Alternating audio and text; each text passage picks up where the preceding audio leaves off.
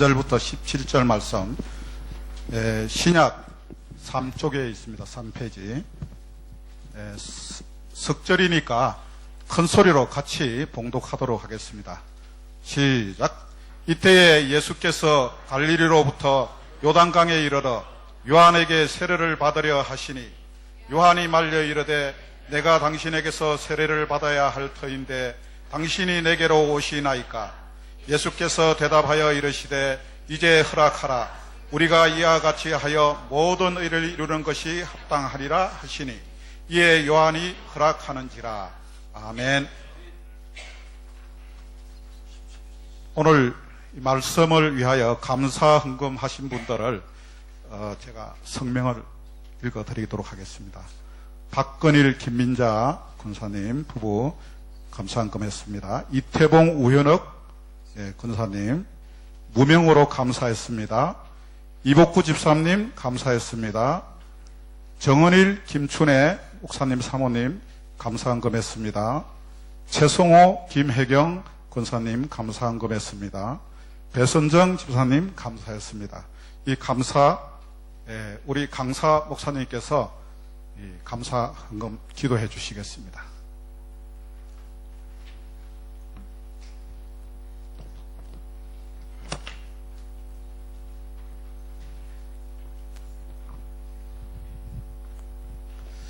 하나님 아버지, 우리 인생 가운데 찾아오셔서 감사를 무엇보다도 알게 해주셔서 감사합니다. 하나님 아버지, 돌아보면 모든 것들이 부족하고 모든 것이 불평이고 불만으로 가득한 우리 인생일진데 주님께서 조건도 없이 까닭도 없이 저희들에게 새 생명 허락해 주셨기에 그 생명만으로 모든 것 감사하다는 우리의 고백을, 중심을 받아 주시옵소서.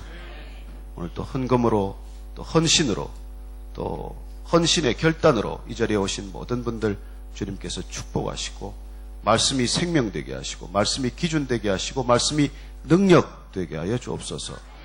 예수님 이름으로 기도합니다. 아멘. 예, 감사합니다. 오늘 이 강사 목사님을 잠시 제가 소개해드리도록 하겠습니다. 여러분들이 잘 아시는 MBC 뉴스 앵커로 활약을 처음에 하셨고 온누리 교회를 담임하셨고 CGN TV 방송 대표이사로 선임되셨습니다. 현 베이직 교회를 섬기시고 계십니다. 우리 강사님을 위해서 힘찬 박수로 환영의 뜻을 표하겠습니다. 감사합니다.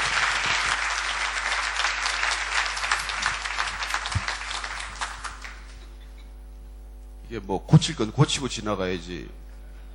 제가 장로님 온누리 교회 담임한 적은 없습니다. 그 담임 목사님 엄청 섭섭하시겠네요. 오늘 우리가 읽은 이 본문은 예수님의 대관식, 메시아의 대관식으로 알려져 있습니다. 예수님께서 공생애를 어떻게 시작하십니까? 세례를 받으심으로 시작하십니다. 그분은 세례를 받으실 필요가 없으십니다. 세례는 죄인이 받는 겁니다. 죄 없으신 분께서 세례를 자청하셨습니다. 그분은 세례를 받기 위해서 세례 요한을 찾아가십니다. 이 세상에 높은 사람이 낮은 사람 찾아가는 일은 없습니다. 우리가 직장을 섬겨보거나 사업을 하거나 무슨 일을 하건 낮은 사람이 윗사람 찾아가는 일은 있어도 높은 사람이 낮은 사람 잘 안 찾아갑니다. 그러나 하나님께서는 이 땅에 찾아오셨고 예수님께서는 공생애를 시작하시기 전에 세례받기 위해서 사람을 찾아가십니다. 세례 요한을 찾아가셨을 때 세례 요한이 얼마나 당황했는지 모릅니다. 아니, 내가 주님을 찾아가서 주님께 세례를 받아야 할 터인데 어떻게 주님께서 내게 오셔서 제게 세례를 베풀라 하십니까? 얼마나 당황스러운 장면이겠습니까? 우리가 담임 목사님 신방만 집에 와도 몸둘 바를 모르는 분이 계신데 어떻게 하나님께서 이 땅에 오신 것만 해도 송구스러운데 나한테 직접 찾아오셔서 죄인에게 세례를 받자고 하십니까? 그러나 예수님께서는 내가 세례를 베풀므로 해서 찾아온 나를 내가 받아들임으로 해서 그렇게 해서 의를 이루는 것이 마땅하다고 말씀하십니다. 이 땅에는 의로움에 대한 주장이 많아요. 그러나 오늘 성경은 의로움이란 하나님께서 인간을 찾아오시고 찾아오신 하나님을 인간이 맞아들이는 것을 의로움이라고 말합니다. 우리의 의로움은 추한 것이죠. 인간의 의로움은 더럽기 짝이 없습니다. 목소리가 높다고 의롭습니까? 아니요. 예수님께서 세례를 받고 올라오실 때 하늘이 열리고 하늘에서 음성이 들립니다. 이는 내 사랑하는 아들이요 내가 기뻐하는 자라고 하는 음성입니다. 예수님께서 공생애를 시작하시기 전에 하나님 아버지께서 그 공생애를 끝까지 지켜낼 수 있는 두 가지 능력을 주시는 것이죠. 그게 곧 사랑과 기쁨이라고 하는 능력입니다. 도대체 크리스찬이 된다는 게 뭘까요? 예수님께서 오늘 메시아로 등극하실 때 하나님 아버지께서 들려주신 이 음성이 우리 귀에 들릴 때 우리도 진정한 그리스도인의 삶이 시작이 되는 것이죠. 그리스도인의 삶이란 기본적으로 공생애를 말합니다. 그리스도인이 된다는 것은 이제 더 이상 사적인 삶을 사실 졸업한다는 뜻이에요. 크리스찬이 된다는 것은 더 이상 나의 이익을 위해서, 나의 유익을 위해서, 나의 삶의 목적과 목표를 위해서 사는 존재가 아니라는 얘기입니다. 오늘 이 말씀을 통해서 우리가 첫 번째 기억해야 할 것은 기독교란 인간이 어디를 찾아간 종교가 아니라는 것입니다. 기독교의 본질은 하나님께서 인간을 찾아오셨다로 시작이 됩니다. 우리의 신앙의 본질은 하나님께서 우리를 먼저 찾으셨다는 것입니다. 내가 입산 수도에서 하나님을 찾은 거라 신을 찾은 것이 아닙니다. 하나님께서 우리를 끝없이 찾아오셨고 기다리셨고 우리를 두드리셨고 우리를 만나주셨다는 것입니다. 우리의 신앙은 처음부터 하나님이 주도하신 것입니다. 우리의 믿음은 하나님께서 우리를 찾아오심으로 시작이 된 것입니다. 나의 생각이나 나의 사고체계나 나의 신념이나 나의 확신은 나로부터 시작이 되지만 우리의 신앙은 나로부터 시작되지 않습니다. 이 신앙이 나로부터 시작되지 않는다는 출발이 분명하지 않으면 우리는 가다가 다 넘어집니다. 하나님께서 나를 먼저 찾아오셨다는 것. 그래서 신앙은 나로부터 시작되지 않았다는 것. 그게 우리 신앙의 첫 출발지예요. 릭 워렌 목사님이 쓴 책 가운데 Purpose Driven Life라는 책이 굉장한 베스트셀러였죠. 첫 센텐스가 인상적이었습니다. It's not about you. It's not about you. 우리의 모든 관심은 사실 나 자신에게 집중되어 있어요. 내가 어떻게 되느냐가 너무나 중요한 것이죠. 교회를 나와도 직분을 맡아도 심지어 교회를 담임해도 내가 너무 중요해요. 그러나 신앙은 나로부터 시작되지 않았고 내가 점점 더 중요해지는 길은 아니라는 것입니다. 신앙은 하나님으로부터 시작되었고 신앙의 전 과정은 하나님이 점점 더 중요해지는 것을 경험하는 기나긴 여정일 뿐입니다.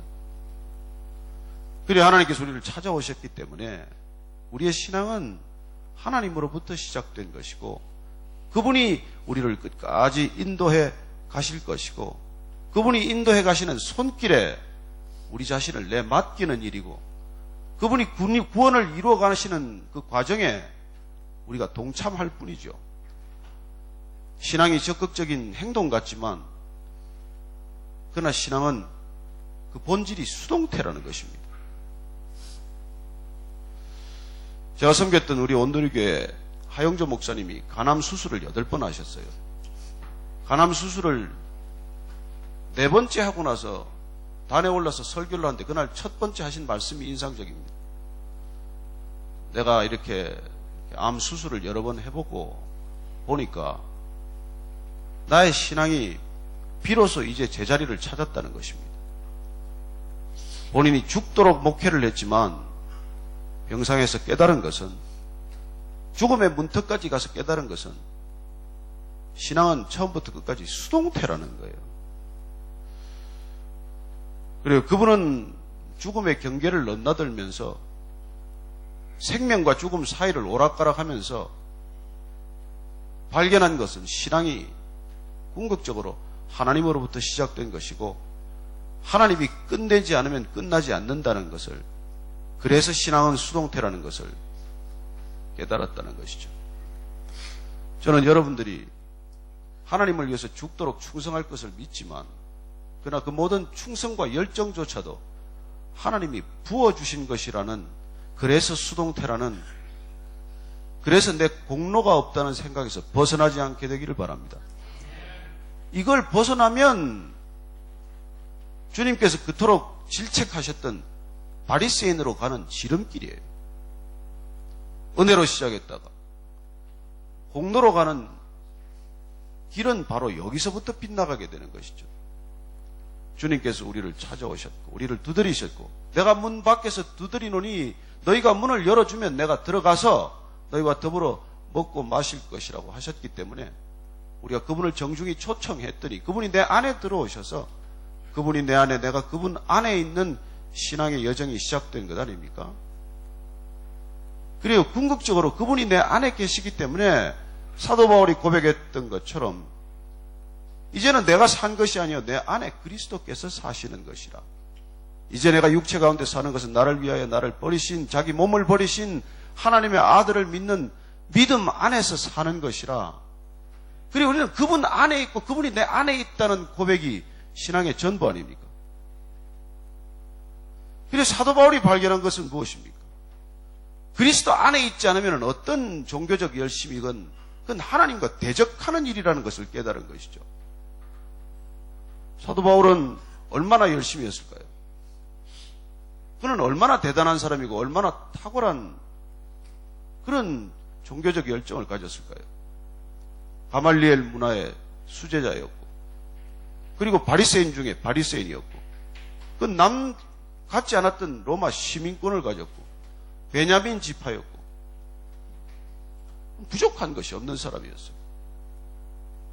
그는 스펙으로 따지면 단 하나도 누구한테 뒤질 것이 없었지만, 그러나 하나님으로부터 시작되지 않고 나로부터 시작된 종교적 열심은 크리스천들을 핍박하는 데 앞장섰던 것이죠. 그래, 그가 나중에 예수님을 만나고 나서 깨달은 건 뭘까요? 그의 열심, 하나님을 향한 열심이라고 믿었던 그 굳은 열심, 대단한 열심, 그것조차도 하나님을 대적하는 열심이라는 것이죠. 여러분, 나로부터 시작된 빗나간 신앙은 하나님을 대적할 뿐만 아니라 믿음의 사람들을 핍박하는 일이라는 것이죠. 그가 깨달았던 것은 그야말로 주님 안에서 내가 죽고 그리스도가 사는 것을 경험하지 않으면 그런 일이 있다는 것입니다. 예수님께서는 이 땅에 오셨을 때 어떤 모습으로 오셨습니까? 가장 낮은 모습으로 오셨습니다. 여기 앉아 계신 분 중에서 어디 설마 마국간에 태어난 분이 계시겠습니까? 짐승들이 태어나는 곳에 태어난 이가 누가 있겠습니까? 그리고 그분은 왜 그런 데서 태어나셔야 했습니까? 도대체 성육신은 그렇게 어려운 일입니까? 그 많은 유대 땅 가운데, 예루살렘 가운데 방 한 칸 얻기가 어려워서 그렇게 태어나셔야 했습니까? 그리고 그분은 이 땅에 오실 때 그렇게 오셨고, 그렇게 낮아지셨기 때문에 찾아가지 않아도 될 사람을 찾아가셨고, 받지 않아도 될 세례를 받으셨고, 그는 끝내 피할 수 있는 십자가까지 지시기에 이르는 것이죠. 저는 그리스도인이 된다는 것처럼 바보스러운 일이 없다는 걸 나중에 알게 되었어요. 이 길을 미리 알고 누가 오겠습니까? 몰랐으니까 오죠. 다 모르니까 가죠. 그러나 단 한 가지 우리가 알거니와, 그것은 우리가 이 땅에서 사는 동안 겪는 그 어떤 것과도 비교할 수 없는 영광이 기다리고 있다는 것입니다. No cross, no crown. 그리고 우리가 고난 없이 영광을 겪는다는 것은 성경에 없는 얘기라는 것이죠. 그분은 이 땅에 고난 겪으러 오셨습니다. 고난 받으러 오셨습니다. 해를 받으러 오셨어요. 그분은 목적이 십자가입니다. 십자가란 인간을 위해서 죽는 자리예요. 인간을 위해서 죽는 그 십자가의 자리에 가는 첫 단추가 세례로 시작하는 것이죠. 세례란 죽음이에요. 세례는 죄인의 죽음입니다. 그분은 죄인의 죽음에 연합해 주신 것이죠. 받지 않아도 될 세례, 찾아가지 않아도 될 사람, 그리고 그 사람을 찾아가서 세례를 베풀라고 부탁하는 것입니다. 저와 여러분들은 어쩌면 아직까지도 한 자락 붙들고 있는 자존심이 있을지 모르죠. 그러나 우리가 크리스찬이 된다는 것, 그야말로 예수님과 연합한다는 것은 그분이 걸어갔던 길을 좇기로 결단하는 거 아닙니까? 그분은 누구나 우리를 부르실 때, 초청할 때 Follow me, 나를 따르라고 초청하시는 것이죠. 여러분, 신앙이란 주님을 따르는 일이에요. 사람을 따르는 일이 아닙니다. 담임 목사님을 따라가는 길이 아니에요. 믿음의 선배를 따르는 길이 아닙니다. 따르는 분은 오직 한 분이에요. 예수님 한 분만을 따르기로 결정하는 것입니다. 이 땅에 누가 아무리 위대해 보여도, 누가 아무리 대단해 보여도 사람을 따라갈 사람은 없습니다. 그리고 주님이 하신 길을 우리가 들여다보면 우리가 가야 할 길이 보이고, 주님이 하신 말씀을 들으면 우리가 분별해야 할 하나님의 뜻이 들리기 시작하고, 그분이 끝까지 완주하셨던 경주를 우리가 살펴보면 우리 인생의 전 과정이 다 드러나게 되어 있지 않습니까?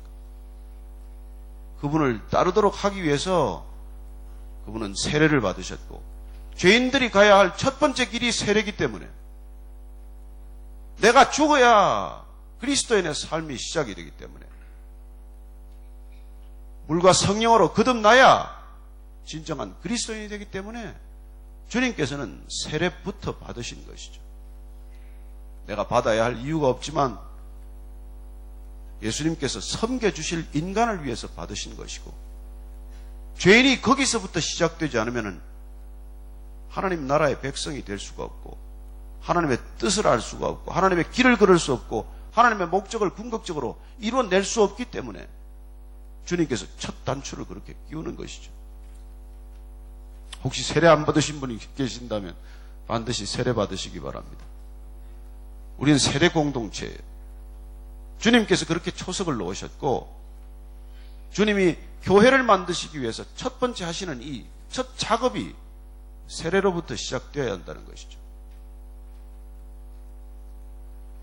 그래서 세례 요한의 입장은 무엇입니까? 인간의 입장은 무엇이어야 합니까? 하나님이 찾아오셨을 때 그냥 예스 하고 받아들이는 것입니다. 하나님이 찾아오셔서 문을 두드리면 그냥 열어주는 거예요. 하나님이 우리를 찾아오신 그 놀라운 사건에 대해서 우리가 경탄하고 그분을 그냥 그대로 받아들이는 거예요. 그래서 또 한 번 우리는 믿음이 수동태라는 것을 알게 됩니다. 여러분, 알라시는 찾아오지 않습니다. 알라시는 고고한 곳에 높이 있을 뿐입니다. 인간이 끝까지 거기 이르도록 죽을 힘을 다해야 되는 것이죠. 여러분, 인간이 죽을 힘을 다해도 이르지 못하는 것이 종교예요. 이슬람에 무슨 구원이 있습니까? 그 사람들이 무슨 성지순례를 하고 모스크를 세운다 한들 하나님의 마음에 합한지 안 한지를 누가 합니까? 김성학 씨가 쓴 떨기나무라는 게 있죠. 그 책 보신 분 혹시 계실지 모르겠지만 그분이 한의사로 사우디 왕가에 그 한의로 가지 않았습니까?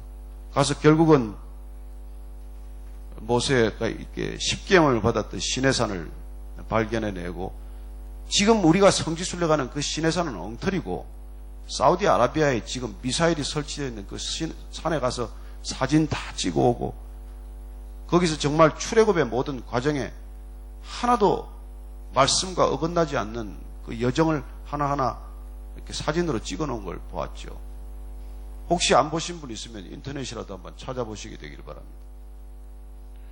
그분이 그 왕실에 가서 그 사우디 왕의 동생을 그 동생이 이렇게 전체 무슬림의 지도자라고 그래요. 그래서 전 무슬림들을 총괄하는 전 이맘의 가장 총책임자가 되는 것이죠. 그 사람이 도대체 잠을 이루지를 못한다는 거예요. 불면증에 시달리고 어쩔 줄을 모르는 사람이 하도 답답하니까 이 김성학 씨한테 나중에는 당신이 기도를 한번 해달라고 그랬대요. 그래서 김성학 씨가 예수님의 이름으로 기도합니다. 기도를 했다는 것입니다. 그날 그 이슬람의 총책임자 되는 그분이 낮에 숙면을 했다고 그렇게 감사를 표했다는 거예요. 그 감사의 표시로 차를 한 대 받고 차에다가 정말 통행에 금지가 없는 그런 특권 차를 하나 받아가지고 진짜 성지를 이렇게 답습하기 시작하라는 것이죠. 사진을 찍어 와서 그 자료를 가지고 그분은 차라리 한국에서는 별 대접을 못 받았지만 미국에 가서 유대인 최고 지도자 회의에 초청을 받고 그 모든 자료를 다시 한번 넘겨주고 대단한 대접을 받고 돌아왔어요. 어쨌든 그 무슬림 전체를 책임지는 종교 책임자조차도 평안이 없다는 것입니다. 늘 불면증에 시달린대요. 그분 왜 성경을 안 보는지 몰라요. 성경 보면 졸립지 않습니까? 사탄이 하지 이렇게 못하게 하는 일이 교회 지도자들끼리 이간하는 일하고 그리고 성경 못 읽게 하는 일이기 때문에 여러분들 성경 펴면 졸리우면 내가 성령이 아직 부족하구나 그걸 알면 됩니다. 그리고 제발 수면 유도제 같은 거 드시지 마시고 꼭 잠이 안 오면 성경을 펴시면 한 챕터를 못 읽고 아마 졸게 되실 것입니다. 그래요. 주님께서는 이 땅에 오셔서 정말 그렇게 죄인을 찾아오셨다는 것. 그 죄인을 찾아오신 주님을 우리가 받아들이는 것. 이게 우리 신앙의 전부예요. 우리가 다가가려고 애쓰는 게 아니에요. 저는 그래서 내려놓음이라는 그 말 자체를 싫어해요. 여러분, 내려놓음이란 여전히 주체가 나라는 뜻이에요. 내가 내려놓았다는 거예요. 나중에 내가 내려놓은 게 기억되면은 여러분 나중에 본전 생각납니다.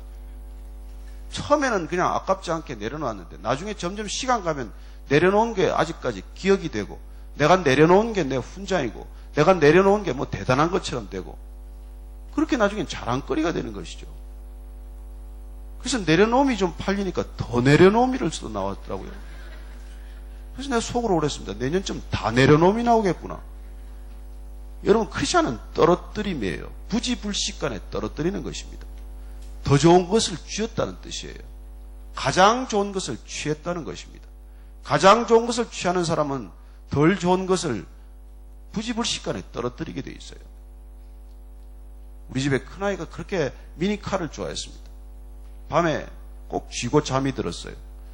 밤에 내가 늦게 퇴근해서 이 아이가 손에 차를 쥐고 자는 걸 보면 안 된 생각이 들고 저렇게 밤에 자다가 손에 쥐가 나면 어떡하나. 그 손에 있는 그 미니카를 뺏으면 말이죠. 자다가 일어나서 또 울어요. 그 어린애가. 또 쥐어줘야 그 잠들어요. 여러분, 어른은 다릅니까? 어른들은 달라요? 어른들이 쥐고 있는 미니카는 뭐예요? 우리 그 아이가 언제 그 미니카를 다 내려놓았을까요? 다 떨어뜨렸을까요? 진짜 자동차 키를 쥐어주었을 때 다 떨어뜨렸어요. 다시 돌아볼까요? 안 돌아봐요. 왜요? 진짜를 이제 붙들었으니까. 여러분들이 쥐고 있는 거 혹시 내려놓지 못한 것, 떨어뜨리지 못한 것 뭐 있습니까? 내려놓지 마시고 주님을 확실히 붙드십시오. 다 떨어뜨립니다. 더 좋은 것, 가장 좋은 것, 베스트를 지면 세컨 베스트는 떨어뜨리게 돼 있어요. 그래서 베스트의 적은 세컨 베스트 아닙니까? 차선을 쥐면 거기에 묶여서 그게 좋아서 최선을 못 보는 것이죠. 차선을 붙들고 있느라고 최선을 놓치는 거예요. 저는 주님이 우리를 찾아오셨기 때문에, 주님을 그냥 덥석 품에 안았기 때문에 여러분 쥐고 있던 것들은 다 떨어뜨리는 게 의식도 안 되기를 바랍니다. 그 은혜를 여러분 어떻게 감당하겠어요? 그분 품에 안기는 것. 주님께서 그렇게 찾아오셨고, 그렇게 세례 요한이 당황해하고, 아니 왜 이러십니까? 아, 제가 세례를 받아야지 왜 이러십니까? 그래서 주님께서는 내가 나한테 세례를 베푸는 것, 내가 나를 영접하는 것, 내가 인간이 하나님을 받아들이는 것, 그렇게 함으로써 비로소 인간의 의로움이 이루어진다는 것입니다. 의로움이란 인간에게 있습니까? 아니죠. 인간은 의로운 인간이 없다고 말합니다. 성경의 모든 인간은 불의하다고 말합니다. 의로움이란 단 한 가지예요. 찾아오신 하나님을 받아들이는 것입니다. 의는 하나님으로부터 비롯되는 것입니다. 의는 없나니 단 하나도 없다고 하시는 하나님께서 그분이 우리 안에 거하시기로 작정하시고, 우리가 그분을 안에 거하실 수 있도록 우리의 보좌를 내어드리기만 하면 그분이 우리 안에 거하시는 것, 그게 의로움이라는 것. 그래, 의로움이란 인간과 하나님과의 바른 관계를 뜻하는 것이죠. 내가 슬그머니 올라가 있었던 하나님의 자리에서 나는 내려오고, 원래 그분이 계셔야 할 그 자리에 그분이 계신 것, 그래서 인간의 자리와 하나님의 자리가 확연히 정리된 것, 그게 우리의 의로움이죠. 저는 정치학을 전공했어요. 자스티스를 공부했습니다. 아리스토텔레스에서부터, 플라톤에서부터, 롤스에 이르러서 요새 마이크 샌달에 이르는 정의론이라는 게, 인간의 정의란 무엇입니까? 누더기 같은 정의예요. 여러분, 옳고 그름은 절대적 기준 없이는 불가능합니다. 상대적 기준 가지고는 누가 옳고 누가 그러다고 분별할 수 없어요. 그래서 인간이 있는 곳에는 정의에 대한 논쟁은 있을 수 있지만 진정한 정의란 찾을 수 없습니다. 하나님이 계신 곳, 하나님이 인간을 만나시는 곳, 하나님이 인간을 찾으시는 곳, 찾아오신 하나님을 만나는 곳, 그것이 정의의 자리고 그것이 바른 자리라는 것입니다. 이 땅에 그리스도인이 없이 어떤 사회가 정의로운 사회가 되겠습니까? 이 땅에 진정한 하나님의 사람들이 없이 어떻게 사회가 바른 기준을 가질 수 있단 말입니까? 저는 여러분들 때문에 어디에 있건 여러분들이 만난 하나님 때문에 기준이 새로워지기를 바라고, 바로 기준이 세워질 수 있게 되기를 바랍니다. 저는 그리스도인들이야말로, 진정한 하나님의 사람들이야말로 의의 기준이기 때문에 제가 그렇게 무슨 10년간 대학원에서 공부했던 걸 정말 쓰레기처럼 버렸어요. 여러분들 고국 소식을 듣지만은 걸핏하면 머리에 띠를 두르고 나와서 촛불 시위하면 의로운 사람들입니까? 아니요. 독재 정권을 비판했던 사람들이 의로운 사람들입니까? 아니요. 모든 권력은 부패하고 절대 권력은 절대 부패한다고 했지만, 어떤 권력이든 권력에 나아가는 순간부터 부패하기 시작을 하지 의로움을 지킬 수 있는 권력이란 없습니다. 여러분, 또 조국의 대통령이 바뀌면 새로운 기대가 생길 것 같습니까? 아니요. 권력은 본질적으로 문제를 해결하는 법이 없습니다. 한 가지 문제를 해결하면 두 가지, 세 가지 문제가 파생되는 것이죠. 그래서 하나님은 그 방법으로 우리를 구원하지 않습니다. 하나님께서는 직접 찾아오셔서, 죄인을 찾아오셔서,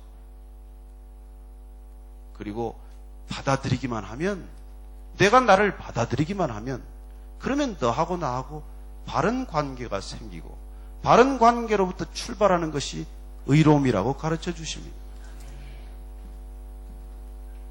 그렇게 예수님께서 세례를 받으시고, 여기 침례죠.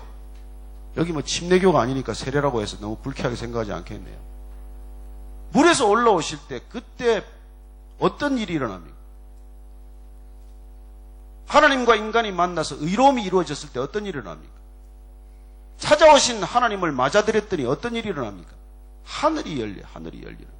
하늘이 어떻게 열립니까? 인간이 하늘이 열리는 것을 어떻게 경험합니까? 하나님이 찾아오신 분을 맞아들이면 하늘이 열리는 것입니다. 비둘기같이 성령이 임하십니다. 그리고 하나님 아버지의 음성이 들립니다. 여러분, 성경에서 삼위일체의 그림이 완벽하게 드러나는 그림이 이게 처음이에요.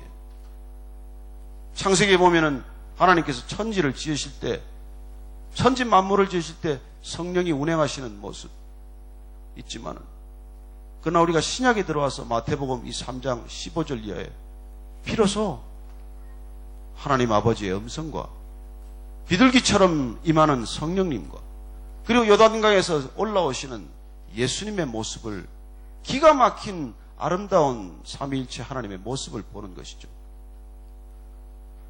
저는 여러분들이 이 그림을 항상 머릿속에 갖고 있게 되길 바랍니다. 삼위일체 하나님이 온전하게 하나가 되시는 이 아름다움 속에서 우리는 하나님의 음성이 들리는 것을 듣습니다. 그 음성이 곧 내가 너를 사랑하노라, 내가 너를 기뻐하노라 하는 이 음성입니다.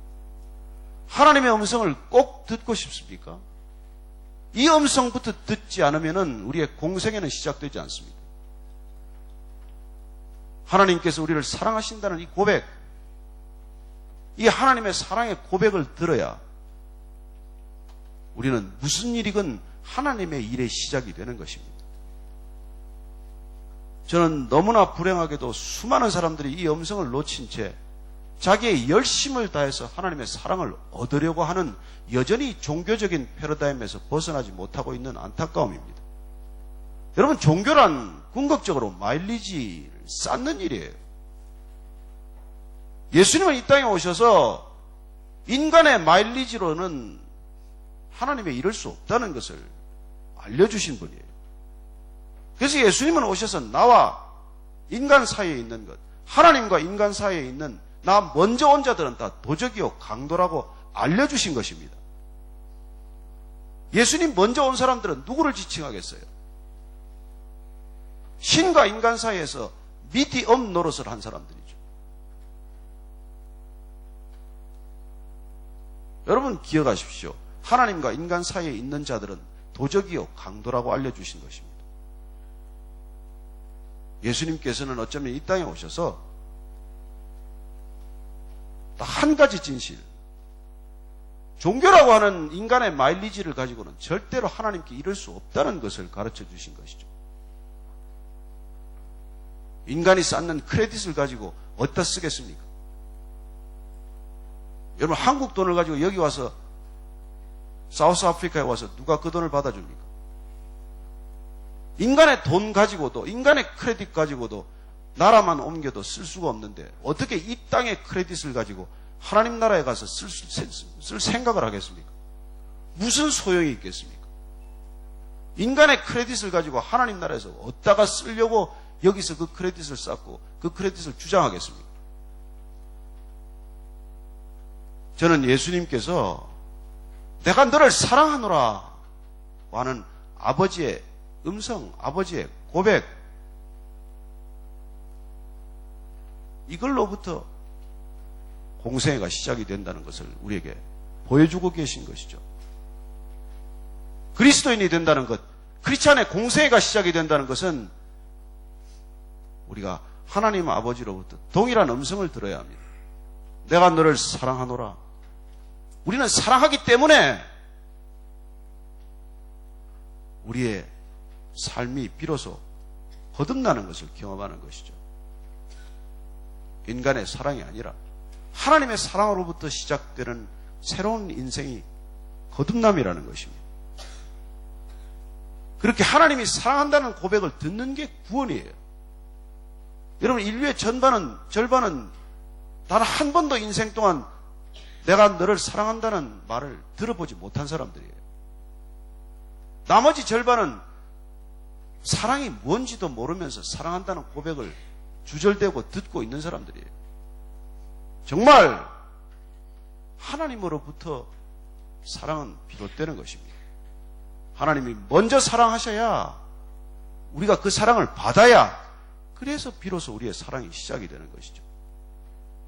하나님의 일이란 무엇입니까? 사랑하는 일이에요. 그런데 하나님의 사랑 없이 우리가 무슨 일을 할 수 있습니까? 하나님이 사랑한다는 음성을 듣지 못하고 우리가 무슨 일을 한들 그게 하나님의 일이 될 수 있겠습니까? 하나님은 오늘 이 밤에도 저와 여러분에게 내가 너를 사랑한다는 말씀을 들려주시고 싶어 하십니다.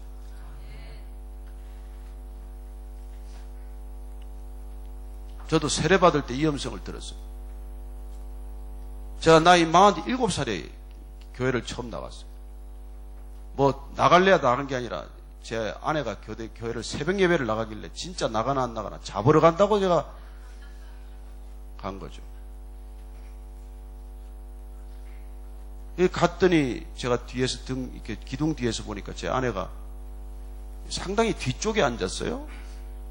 간지 얼마 되지 않아서 곧 불이 꺼지고 목사님 설교가 끝나고 이제 불이 꺼지니까 주섬주섬 성도들이 이렇게 단 위에 올라와요.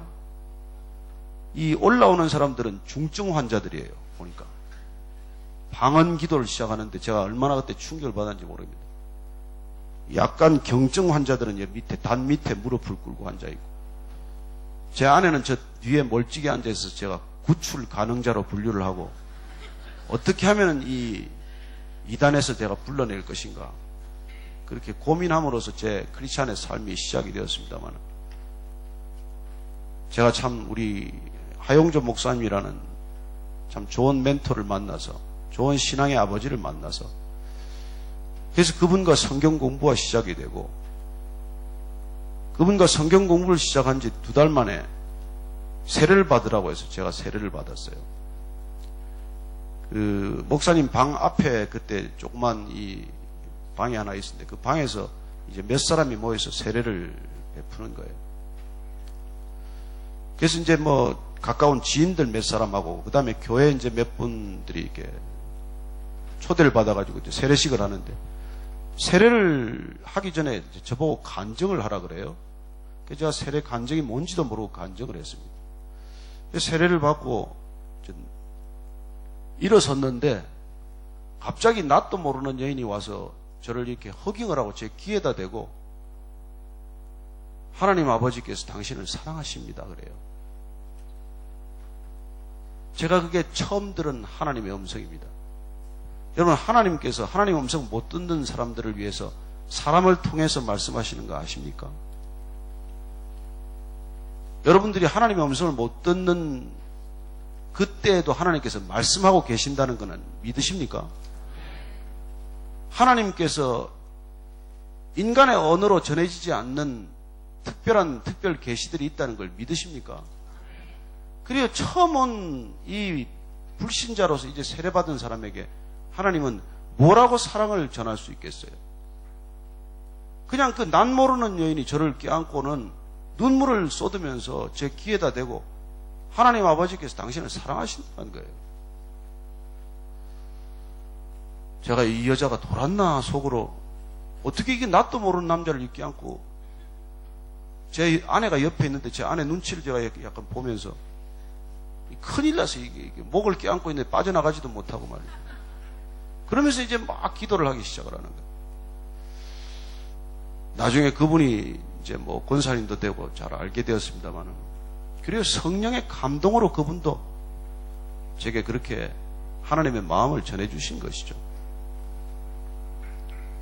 일본에서 선교하시는 선교사님이 한번 그래요. 뭐 선교하십니까? 그냥 가서 하나님이 당신을 사랑하십니다. 그러면 눈물을 흘린다는 거예요. 여러분 여전히 이 땅에도 마찬가지입니다. 나를 누군가 사랑하는 존재가 있다는 걸 평생 듣지 못하고 죽는 사람이 태반이라는 거예요. 여러분 하나님께서 나를 사랑하신다는 이 음성을 전해줘야 합니다. 이게 전하는 게 선교 전부고 전도 전부예요. 사랑받지 못한 인생, 사랑이 무엇인지 모르는 인생에게 하나님이 우리를 사랑하신다는 이 놀라운 소식이 어쨌건 전해지지 않으면 인간의 구원은 불가능하기 때문입니다. 나무라서 구원이 됩니까? 저는 나무라는 건 전문이에요. 제 아이들도 나무라서 둘 다 버려놓았고, 제가 25년간 이 세상을 나무라 가지고 세상을 바로 잡았겠습니까? 아니요. 언론인으로서 25년간 날마다 비판했죠. 그래서 이 세상이 어떻게 됐을까요? 더 나빠졌죠. 더 독해졌죠. 여러분, 하나님께서 구원하시는 방법은 첫 번째가 내가 너를 사랑한다는 걸 알려주는 거예요. 이게 복음입니다. 복음. 뭐가 굿뉴스예요? 사랑이 없는 세상에 하나님께서 그 사랑을 전해주시는 게 굿뉴스예요. 예수님조차도 이 음성을 들어야 십자가를 집니다. 어떻게 십자가까지 갈 수가 있겠어요? 하나님이 나를 사랑하신다는 이 음성이 귀에 남아있지 않으면 못 갑니다. 우리가 가다가 실족하는 이유, 우리가 가다가 넘어지는 이유, 우리가 가다가 불평이 생기는 이유, 우리가 가다가 실족을 거듭하는 이유는 이 음성을 잊었기 때문이에요. 여러분, 부부지간에도 이 고백이 없으면 부부가 아니에요. 여러분, 이 사랑한다는 게 얼마나 큰 위력입니까? 제 아내는 만난 지 2달 만에 내가 사랑한다고 그랬더니 자기 아버지 다 버리고 말이죠. 내가 자기 졸업할 때 등록금을 한번 대줬어요. 한 게 뭐 있어요? 그런데도 웬 남자가 사랑한다는 고백 한마디에 정신을 다 잃어버리는데, 여러분, 하나님이 사랑을 고백하면 정신을 잃어야 마땅하지 않겠습니까? 저는 여러분들이 하나님의 사랑 고백에 혼미해졌으면 좋겠어요. 여러분, 그 음성이 그게 영원히 남는 음성이 되어야 합니다. 그 음성이 기억나지 않으면 여러분, 우리는 곁길로 가는 거예요. 그 음성을 듣지 못하면 우리는 음성을 듣기 위해서 모든 사역을 시작하는 것이죠. 그러나 우리가 하나님의 음성을 들으면 사역이 시작되지 않아요. 삶이 시작이 되는 것입니다. 여러분들 사역한다고 말하지 마십시오. 하나님께서 우리를 사랑하신다는 그 분명한 음성이 들으면 어떤 것도 사역이 되지 않아요. 결혼은 사역하려고 결혼하는 가정이 없습니다. 부부는 사역하기 위해서 만나지 않았어요. 사랑하기 위해서 만났고, 사랑하기 때문에 아내는 그 수고를 마다하지 않고, 사랑하기 때문에 남편은 한 번도 월급 제대로 써보지 못하고 아내 통장이 고스란히 가도 아까워하지 않고 감사하지 않고 연말에 회계부, 가계부 챙기지 않습니다. 여러분, 사랑하면 사역이 아니에요. 사랑하면 삶입니다. 저는 여러분들이 일생 동안 그리스도인으로서 삶이면 충분하다고 믿는 사람이에요. 왜요? 사랑한다는 음성을 들었기 때문에. 하나님 아버지께서 나를 사랑하신다는 게 얼마나 큰 기쁨이고 감동인지 우리가 그 어떤 것도 거기에 견주어서 아까울 것도 그리고 모자랄 것도 없기 때문이죠.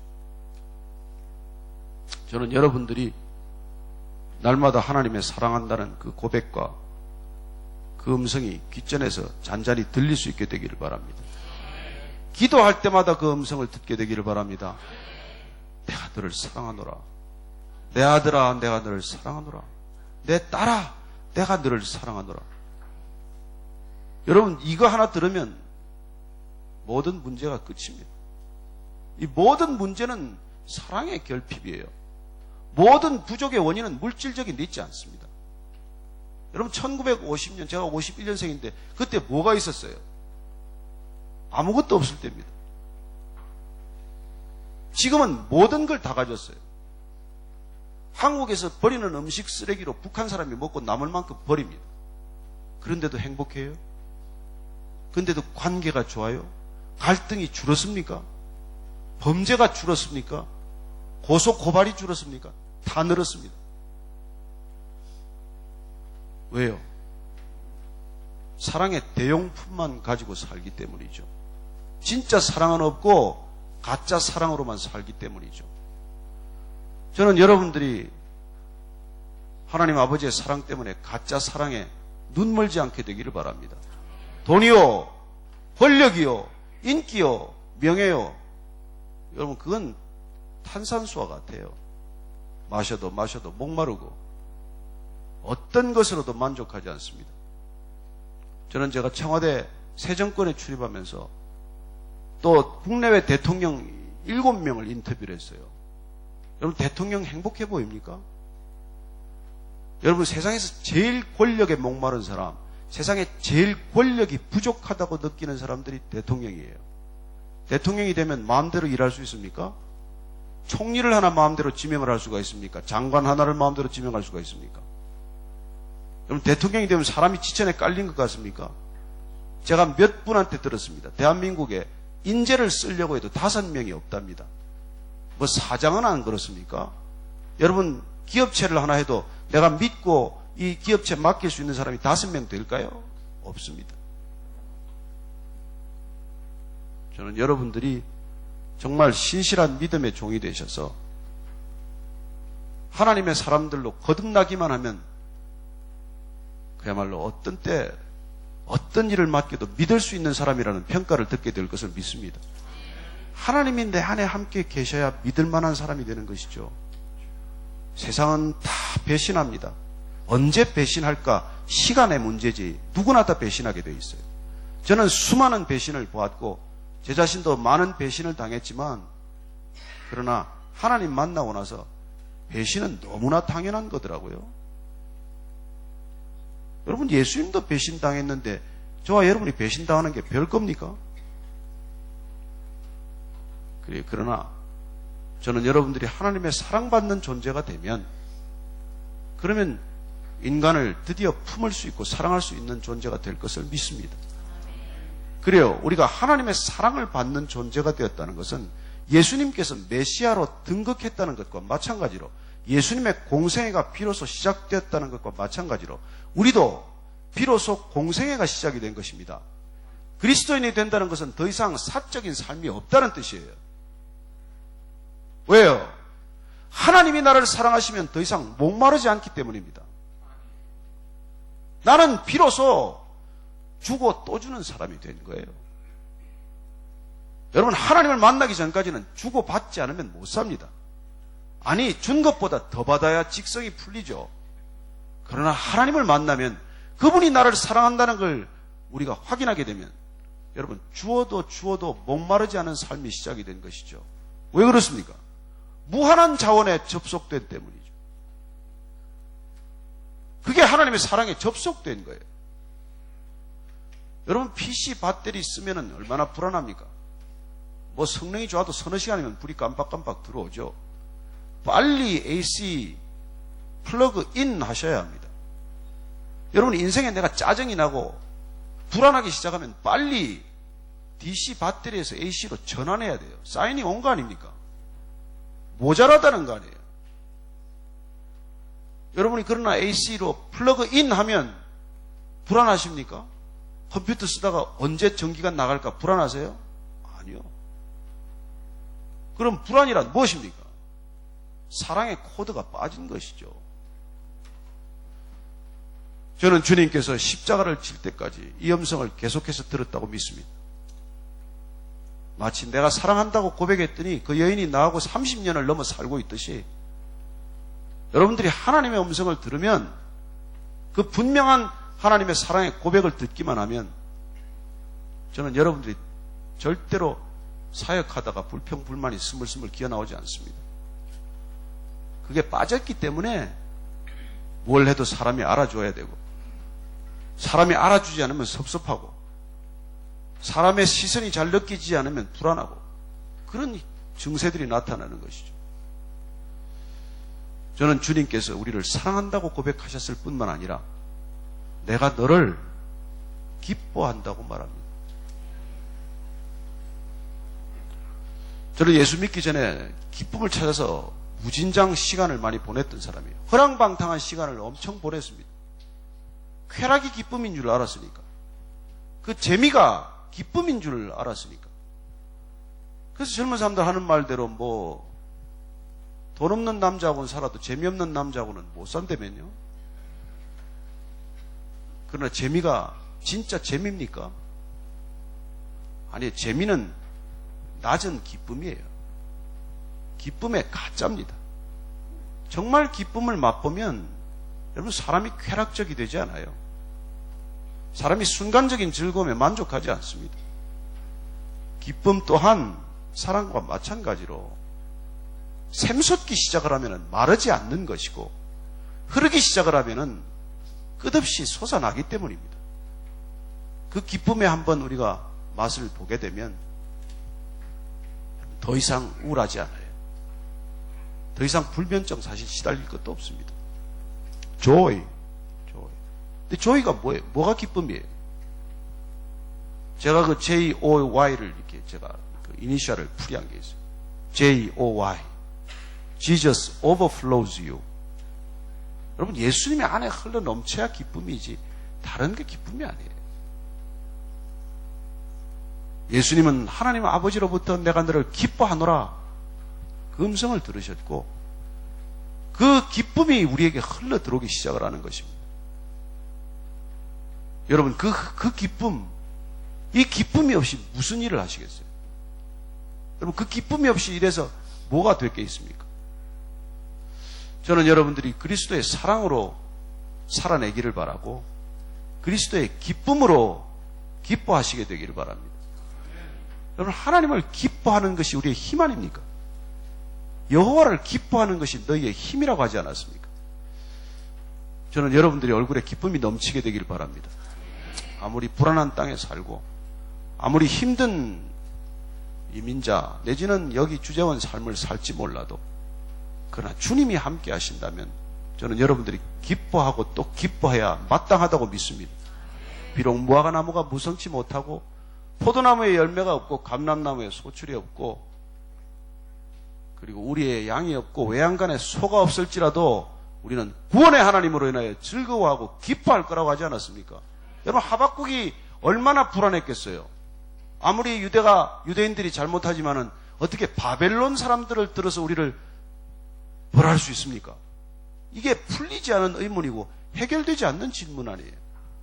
그러나 그 징벌이 끝이 아니고 하나님께서는 그 징벌을 넘어 구원의 섭리를 펼쳐가시는 것을 그가 깨닫고 나서 비록 내가 아무것도 없다고 하더라도 그래 우리가 하나님께 붙들려 있기만 하면 이건 빼앗기지 않는 기쁨이 있다는 것을 맛본 것이죠. 저는 여러분들이 어떤 형편과 처지에 있든지 간에 좀 기쁜 얼굴로 다니기를 바랍니다. 여러분, 이 기쁨은요 사업이 잘 돼서 하는 건 아니에요. 사업이 잘 돼서는 기쁜 게 아니에요. 그건 우쭐대는 거죠. 사업이 잘 안 돼도 기쁘고 애가 무슨 아이빌리그 가는 거 그건 누구나 다 기뻐할 수 있어요. 애가 삼수를 해도 기쁘고 그래야 애가 그렇게 애를 먹이고 가출을 해도 기뻐할 수 있습니까? 우리의 기쁨은 거기까지 이르러야 한다는 거예요. 저는 우리 교회 성도분 한 분 가운데 아이가 가출했다가 정말 주님을 기뻐하고 끝없이 기도의 자리에서 그 아이가 돌아오는 것을 보았어요. 정말 불가능한 아이가 돌아왔어요. 부모를 저주하고 부모가 죽었으면 좋겠다고 기도하던 아들이 돌아왔을 때 저는 결국은 하나님의 기쁨이 온 가족의 기쁨으로 감염되는 걸 보았습니다. 저는 여러분 안에 기쁨이 이 소망 없는 세상에 진정한 기쁨을 모르는 세상에 생명수가 되기를 축원합니다. 이게 우리의 능력이에요. 우리의 능력이에요. 저는 이 능력이 저와 여러분에게 주어졌다고 믿습니다. 왜요? 하나님께서 우리를 먼저 부르셨으니까. 먼저 찾아오셨으니까. 찾아오신 그분을 우리가 영접했으니까. 그리고 놀랍게도 그분이 우리를 자녀 삼으셨으니까. 여러분, 이게 다윗의 기쁨 아니었습니까? 여호와는 나의 목자시니 내가 부족함이 없으리로다. 여러분, 모든 기쁨은 부족함이 없어야 생겨요. 부족한데 왜 기쁘겠어요? 현실은 어떻습니까? 현실은 부족하죠. 그러나 바울의 고백처럼 내가 궁핍에 처할 줄도 알고 풍부에 처할 줄도 알고 배고픈 데 처할 줄도 알고 배 부른 데 처한 줄도 알 때 그는 모든 형편에 자족하는 법을 배웠다고 고백하지 않습니까? 누구 때문에? 하나님 때문에 그런 거예요. 여러분, 다윗의 고백처럼 여러분이 어떤 부족함에 있을지라도 부족하지 않다고 선언하고 그리고 부족하지 않다고 선언했더니 그 필요가 채워지는 것을 경험할 수 있게 되기를 바랍니다. 이게 우리의 신앙의 비밀이에요. 현실적으로는 부족하지 않은 게 없어요. 뭐가 차고 넘치는 게 어디 있습니까? 우리가 그런 현실은 없어요. 다만 우리의 필요가 점점 줄어들었을 뿐이고, 우리의 필요를 채우는 분이 나의 하나님 아버지라는 걸 날마다 믿음으로 고백하기 때문에 두렵지 않을 뿐이고, 그래서 그 놀라운 믿음의 능력이 우리를 이미 미래에 채워진 시점으로 우리를 옮겨다 놓았기 때문에 이런 고백이 터져 나오는 것이죠. 내가 사망의 엄침한 골짜기를 지날지라도 해를 두려워하지 않을 것은 주께서 나와 함께 하심이라. 아멘 하십니까? 예, 이런 시를 읊으면서 유대인 랍비가 가스실로 끌려갔다는 거 아닙니까? 그리고 우리는 이런 고백을 가지고 살기 때문에 이런 일을 만나건 저럴 일을 만나건 살건 죽건 담대하게 우리가 주의 길을 가기로 결단하고 나선 사람들이에요. 저는 여러분들이 어렵고 힘든 길을 가는 걸 압니다. 저도 직장생활 25년 했지만 단 한 번도 쉬운 일이 없었습니다. 휴가를 7번밖에 못 갔어요. 그러나 저는 주님을 만나고 나서는 힘든 일 없습니다. 편하진 않지만 평안하기 때문에 힘들지 않아요. 저는 여러분들이 주님 때문에 주님의 사랑과 기쁨을 마음껏 누렸더니 여러분 어떤 것도 힘들다고 이야기하지 않게 되었다. 그런 간증이 있게 되기를 바랍니다. 저는 우리가 주님께서 우리를 찾아오셔서 그분이 하나님의 음성을 들었던 그대로 우리에게 십자가 지실 때까지 이 얘기를 해주시는 거예요.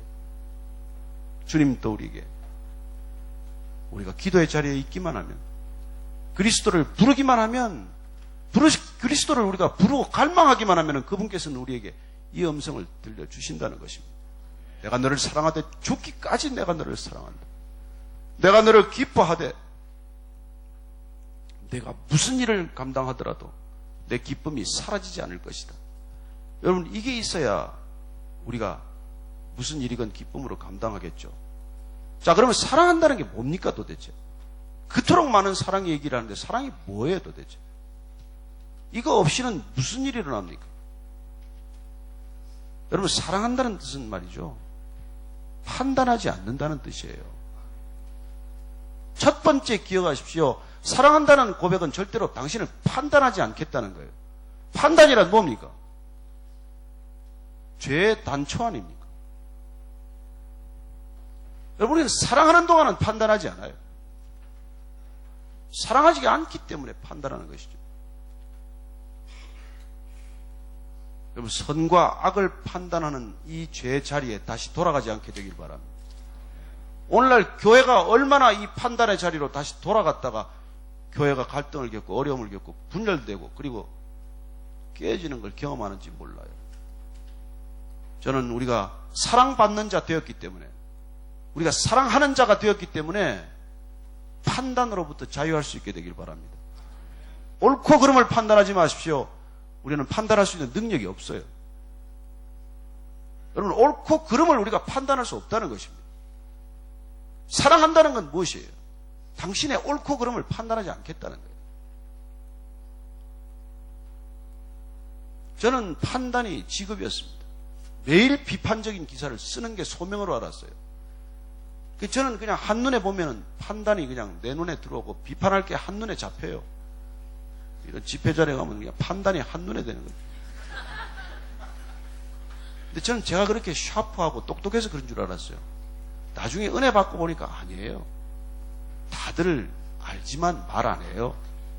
다들 보이지만 그걸 안 보고 주님을 바라보고 있을 뿐이에요. 그렇죠. 입만 열면 우리가 판단하는 자리에 있다가 주님의 사랑을 받았기 때문에, 주님을 사랑한다고 고백하기 때문에 우리가 하나님을 판단하지 않듯이, 하나님 나한테 어떻게 이런 일을 할 수 있습니까? 라고 옳고 그름을 따지지 않듯이, 그분이 무슨 일을 나에게 하든 내가 하나님의 뜻을 알고 본 적은 내가 항상 기뻐하고 쉬지 않고 기도하고 모든 일에 감사할 수 있다는 걸 알게 되었기 때문에 우리는 주님을 더욱더 사랑하게 된 것이고 더욱더 사랑할수록 더욱더 판단의 자리에 섣불리 가지 않는 것이죠. 저는 주님이 우리를 사랑한다고 고백하셨을 때 내가 너를 판단치 않겠다는 뜻으로 그렇게 받아들일 수 있게 되길 바랍니다. 여러분, 주님이 나를 판단하지 않으셨으면 내가 판단자의 입장에 올라가서는 안 됩니다. 우리는 판단하는 동안 결코 누구도 사랑할 수 없습니다. 내가 저 사람의 옳고 그름을 분별하려고 하는 동안은 누구도 진정으로 사랑할 수 없어요. 두 번째, 사랑은 판단하지 않을 뿐만 아니라 그 사람을 나보다 낮게 여기는 거예요. 나보다 더 소중한 사람으로 여기는 것입니다. 여러분, 그게 사랑이에요. 그리스도인이 되었다는 것은 나보다도 상대방을 더 소중하게 여길 줄 아는 그 마음이 싹트기 시작했다는 것이죠. 그래서 안 된 사람이 있고 긍휼한 마음이 들고 불쌍한 생각이 들고, 그래서 우리가 사랑하기 시작하면 눈물이 많아져요. 그렇게 이것만 생각해도 눈물이 나고, 안타까운 자녀들도 눈물이 나고, 돌이키지 않는 전도 안 되는 대상을 봐도 눈물이 나고, 선교지를 봐도 눈물이 나는 사람들이 생기기 시작하는 것이죠. 어떻게 여러분들 이 아프리카 땅까지 선교를 오겠어요? 그래요. 그 마음 가운데 주님께서 부어주신 사랑이 없으면 그건 다 뭐 가짜죠. 뭐 내가 사람의 방언을 하고 천사의 말을 할지라도 사랑이 없으면 소리나는 구리와 울리는 꽹가리가 되고, 내가 예언하는 능이 있어 세상의 모든 비밀을 알고 모든 지식을 알아도 사랑이 없으면 아무것도 아니에요. You are nothing. 또 비록 내가 내게 있는 모든 것으로 구제하고 내 몸을 불사르게 내어줄지라도 사랑이 없으면 내게 아무 유익이 없다고 말합니다. 여러분, 사랑 없이 일하지 마십시오. 사랑 없이 교회에서 나대지 마십시오. 아무 유익이 없습니다. 아무것도 아니에요. 그래서 주님께서는 우리를 사랑하기 위해 부르셨고, 우리가 주님을 사랑으로 반응하도록 우리를 부르신 거고, 그렇게 지으신 거예요. 그래서 우리 안에는 그분의 사랑이 차고 넘치지 않으면 정상 작동이 안 되는 사람들이에요. 우리가 부족하면 누군가를 시기하기 시작하는 거 아니에요. 우리가 그 사랑에 목마르기 시작을 하면 점점 더 사람에 대해서 전투적이 되는 거 아니에요. 저는 정치학을 공부했고 정치가 되려고 결심을 했고 그냥 언론은 발판으로 삼아서 정치하려고 마음 먹었어요. 그러나 제가 주님을 만났더니 주님은 왜 권력의 길을 가지 않고 십자가의 길을 갔을까요? 여러분, 권력은 본질적으로 문제를 해결하지 못하는 반면에 사랑만이 인간의 문제를 본질적으로 해결하기 때문이에요. 제가 제 아내한테 결혼하고 나서 10년간은 절대 우위의 시간을 가졌어요. 그냥 막 성질을 마음껏 내고 그냥 목청껏 그냥 고함을 지르고, 그래서 눈만 부릅뜨도 그냥 눈을 내리깔고 눈도 안 맞추더니 한 10년 지나고 나니까 어느 날 맞짱 뜨기 시작하는데 눈을 똑바로 쳐다봐요. 애 둘 좀 낳고 이제 힘이 생기니까. 그러더니 어느 날은 제가 고함을 지르는데 맞고함을 지르더라고요. 아유, 제가 두 손 들었습니다. 이제 이건 끝이구나. 이 방법은 끝이구나. 여러분, 권력은 어느 순간 겉돌기 시작하는 순간이 온다는 것입니다.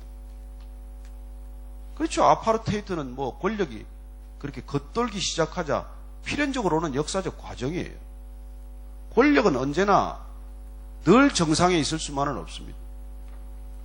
그리고 권력은 문제를 해결한 듯이 보일 뿐이에요. 주님께서는 권력의 길을 가지 않고 권력을 스스로 내려놓는 길을, 포기하는 길을 간 것이죠. 그래서 크리스찬이 된다는 것은 더 이상 권력 지향적이 되어서는 안 된다는 것입니다. 권력은 자기를 주장하는 의지예요. 그건 사랑과는 정반대의 길입니다. 자기 주장을 실컷 늘어놓으면서 사랑한다고 말하지 마십시오. 자기 주장은 죄인의 특징이에요. 주장하려면 하나님만큼 주장할 분이 어디 있겠습니까? 그러나 하나님은 주장하지 않으세요. 우리를 경청하고 또 들어주고 또 인내하고 또 기다리고 또 견뎌주고 또 참아주실 분이에요. 그 사랑의 15가지 데피니션 중에서 마지막에서는 모든 것을 참고 모든 것을 믿고 모든 것을 바라고 모든 것을 견디는 것을 사랑이라고 말하는 것이죠. 사랑은 처음부터 오래 참고로 시작이 돼서 마지막에 모든 것을 견디는 것을 사랑이라고 말합니다. 인간의 사랑이란 감정이요, 인간의 사랑이란 느낌이요, 인간의 사랑이란 고작해야 그야말로 육신의 것이지만 하나님의 사랑은 그렇지 않습니다. 저는 그분의 사랑 때문에 여러분이 오래 참게 되기를 바랍니다. 온유하고 질투하지 않고 자랑하지 않고 교만하지 않고 무례하지 않고 자기의 유익을 구하지 않고 성내지 않고 악한 것을 생각하지 않고 불의를 기뻐하지 않고 진리를 기뻐하고. 여러분, 그런 성품이 우리한테 어디에 있어요? 우리 안에 무슨 사랑이 있다고 주장할 수 있습니까? 그러니 그 사랑 밖에서 오지 않으면 누구를 사랑할 수 있습니까?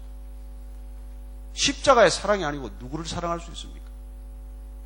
여러분, 가장 사랑하는 사람한테 주님을 전할 수 있게 되길 바랍니다. 가장 사랑하는 방법은 오직 예수님 소개하는 것밖에 없어요. 여러분, 새생명 축제 때만 할 일이 아닙니다.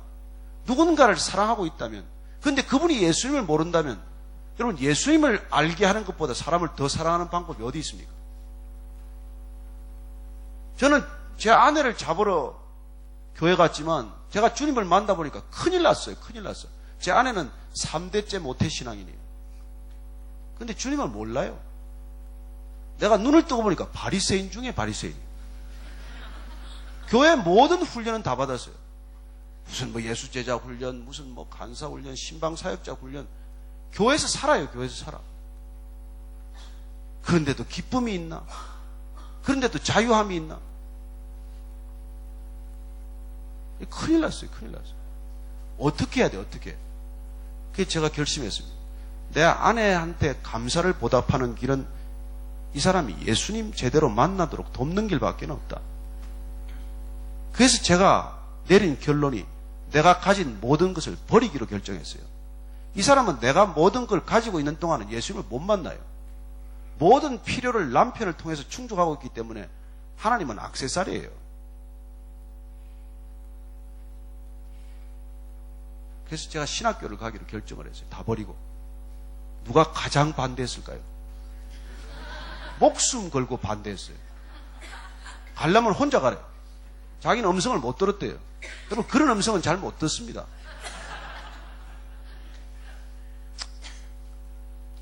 신학교 가서 다 모든 게 3학점인데 제 아내만 6학점이더라고요. 힘들어요.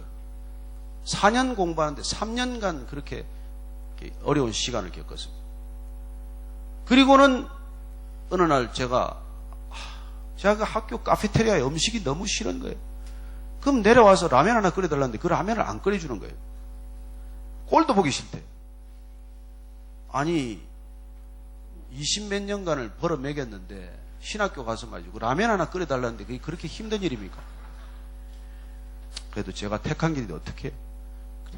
참고 라면 안 끓여주면 또 올라가서 그냥 카페테리아 가서 그냥 뭐 또 하나 사 먹고, 그리고 골피다만 집에 돌아간다고 그러면 어떻게 제가 무슨 나무꾼과 선녀 얘기도 아니고 여권을 도서관에 남들 안 찾는 책 뒤에다가 숨겨놨어요.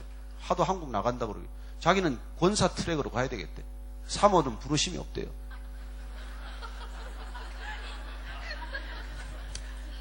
그래서 어느 날 제가 참 내려오니까 아니 제 앞에 갑자기 무릎을 꿇고 눈물을 흘리면서 자기가 하나님의 음성을 들었대요.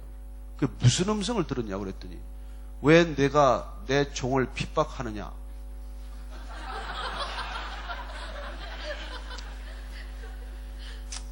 그날로 모든 게 끝났습니다. 여러분, 주님의 음성은 한마디면 족합니다. 저는 여러분들이 제발 딱 한마디라도 듣게 되길 바랍니다. 그날 콧물을 흘리면서 이제 당신이 선교지로 가도 따라갈 것이고 뭐 어디를 가도 가겠다는 거예요. 여러분, 부부가 영적으로 하나 되어야 공생애가 시작이 돼요. 저는 한쪽만 그렇게 막 열심히 일하는 부부 보면 불안해요. 하나님께서 어차피 둘이 한 몸으로 부르셨으면 영적으로 하나 될 수 있게 되길 바랍니다. 그리고 사랑하면 상대가 나보다 더 소중해요. 사랑하면 상대방이 나보다 더 소중하기 때문에 내가 수치를 겪어요. 수치가 수치스럽지 않아요. 여러분, 사랑이란 결국 수치를 겪는 일이에요. 여러분이 주님 사랑하다가 수치스러운 일을 겪었습니까? 그러면 진짜 사랑하고 있는 것이고, 내가 주님 따라 나섰다가 주님 사랑했는데 한 번도 부끄러운 일을 겪은 일이 없다. 아직 덜 사랑하는 거예요. 여러분, 예수님은 우리를 사랑하시기 때문에 벌거벗은 채 십자가에 매달린 거예요. 우리가 다 조각하느라고 모양을 갖춰서 뭐 하나 걸쳐놨지만 모든 걸 드러내고 매달리신 것입니다. 여러분, 사랑하기 때문에 그런 거예요. 주님이 우리를 사랑하신다는 건 그런 뜻이에요. 저는 그 사랑을 우리가 받았다면 우리는 어떤 것도 주님 앞에서 희생이라고 말해서는 안 됩니다. 그 사랑을 정말 내가 받았다면 우리는 어떤 것도 하나님 앞에서 헌신이라고 말해서 안 됩니다. 그냥 감사할 뿐이고, 그냥 눈물이 날 뿐이고, 그냥 어쩔 수 없어서 그렇게 할 뿐이지, 뭘 어떻게 한다고 우리가 그걸 희생이고 헌신이라고 말할 수 있습니까? 저는 여러분들이 그런 감격과 감동이 메마르지 않게 되길 바랍니다. 그게 10년, 20년, 30년 평생을 가더라도 그게 여러분 바리새인 안 되는 유일한 길이에요. 그렇지 않으면 우리는 한순간에 돌아갑니다. 은혜로 시작한 일을 율법으로 돌이키는 건 한순간이에요. 그러나 정말 그분의 사랑과 그분의 기쁨이 내 안에서 메마르지 않는 샘물처럼 흐르기만 하면 우리는 절대 종교적이 되지 않아요. 여러분, 종교적이 되고 있다는 것은, 전통적이 되고 있다는 것은 이미 생명이 죽어가고 있다는 뜻이에요. 예수님은 기억하십시오. 노 마일리지를 선언하셨어요. 그분은 노 크레딧 선언하신 분입니다. 인간의 크레딧, 인간의 마일리지 가지고 업그레이드가 불가능합니다. 그건 여러분 항공사에나 갖다 부탁할 일이고, 주님 앞에서 주님이 우리를 사랑하신다고 말했기 때문에 그분은 우리에게 더 이상 요구하지 않습니다. 그분이 우리에게 더 요구할 게 없다는 것이 십자가에서 다 이루었다라고 하신 선포예요. 그런데 뭘 더 붙이고 뭘 더 할 게 있습니까? 그분이 우리에게 더 요구할 게 없기 때문에 우리는 다 드리고자 하는 사람들입니다.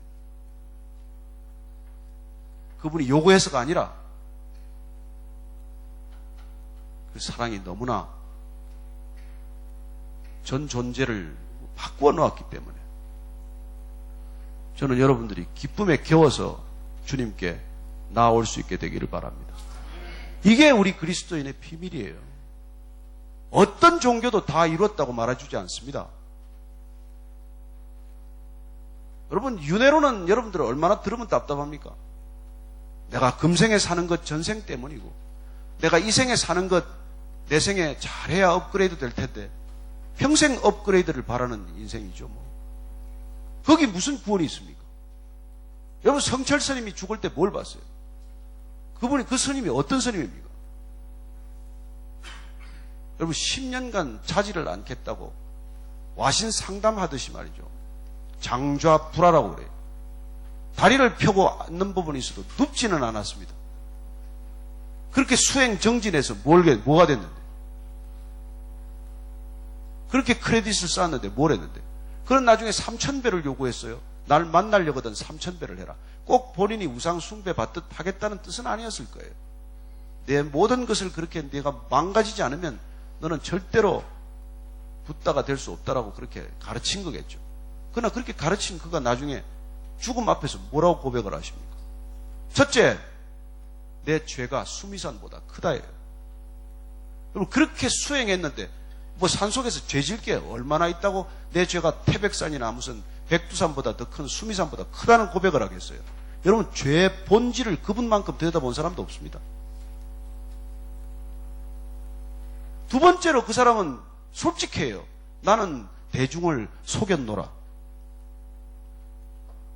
어떤 목사가 나는 성도를 속였노라 그렇게 고백한 사람이 있어요.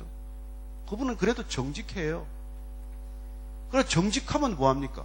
나는 이제 무간지옥으로 간다. 여러분, 그분이 뭐 나중에 뭐 헛게 보여서 그런 얘기를 했을까요? 아니요. 저는 인간의 노력으로는 어떤 것도 구원에 이를 수 없다는 것을 그 사람처럼 명확하게 얘기한 사람은 없다고 믿습니다. 저는 여러분들이 구원이 얼마나 소중한 것인지, 구원이 대체 어떤 것인지, 구원의 본질에 이르면은 절대로 우리는 막 살지 않습니다. 그렇게 대충대충 살지 않습니다. 그렇게 얼렁뚱땅 살지 않아요. 저는 여러분들이 정말 진지하게, 진솔하게, 그리고 정직하게, 그리고 모든 열심을 다해서 살게 되기를 바랍니다. 이런 그리스도인 때문에 세상은 그나마 멸망하지 않고 있는 거예요. 믿지 않는 사람들은 물을 것입니다. 하나님이 계신다면서 어떻게 이렇게 악이 창궐하냐? 반문해야 합니다. 하나님이 안 계시다면 이 땅에 어떻게 존속이 가능합니까? 이 많은 죄를 가지고 인간이 사는 것이 아니라 짐승보다 더 못한 삶을 사는데 왜 아직도 멸망하지 않았습니까? 누구 때문에? 저는 이 가운데 기도하는 사람들 때문에 하나님이 오래 참으신다고 믿는 사람입니다. 저는 한국 땅에 그렇게 기도하는 사람 때문에 한국이 아직까지 망하지 않고 있다고 믿는 사람입니다. 제가 크리스찬이 되지 않았으면 저는 아마 30년 전에 저도 여기 이민 왔을 거예요. 소망이 없는 나라입니다. 주님 때문에, 믿음을 가진 사람 때문에, 하나님과의 바른 의로움에 있는 사람 때문에 그 땅이 그래도 마지막 시대에 제사장 나라로 쓰시겠다고 저 못난 백성 붙들고 앉아 있는 것 아닙니까? 여러분 기억하십시오. 구원은 못나서 받은 것입니다. 구원은 하나도 자격 없어서 받은 것입니다. 구원받은 자격이 단 한 가지라도 생각나면 구원 아직 못 받았다는 걸 명심하십시오. 인간에게 어떤 자격도 조건도 없기 때문에 주님께서 일방적으로 우리를 구원하셨고, 그리고 우리에게 말씀하십니다. 오늘 저녁에 내 아들아, 내 딸아, 내가 너를 사랑하노라. 내 아들아, 내 딸아, 내가 너를 기뻐하노라. 끝까지 그 음성 놓치지 않는 저와 여러분 되기를 축원합니다. 같이 오늘 기도하십시다. 하나님 아버지, 그 음성 끝까지 놓치지 않게 하여 주옵소서.